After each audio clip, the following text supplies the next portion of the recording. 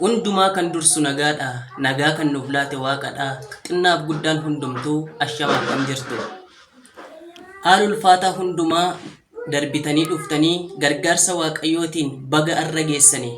Walaloo gabaabduu ishee kunoo qabadheen dhufe takkaana dhaggeeffadhaa nan dubbadhaatti fufe. Sabni hundumtuu dhaga'aa wangeelli humna qaba. Nama haalaan gatame utubeetu ol qaba.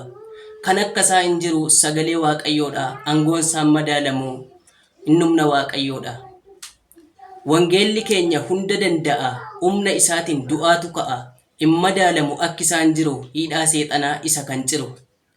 Dukkanni ture wangeelaan ife inni nu mormu humna isaan kufe. Wangeela baannee duratti adeemna hojii diinotaa isumaan diigna. Humnan nuuf dhufe kan nu jabeessu galaanni guute nuun hin daangessu. Ifa arganneerra kanaaf labsina ardii maratti isuma himna. Ifa arganne dhalootaaf irra xaxaa seexanaa wangeelaan cirra. Aangoon isaa guddaa diina rukkuta kanaaf labsina wangeelli goota. Birmadduu baasaa warri hidhamanii dukkanni feera humna isaatiin akki isaan jiru hin madaalamu bakka hundumaatti innaa labsamu. Nagaadhaan tura.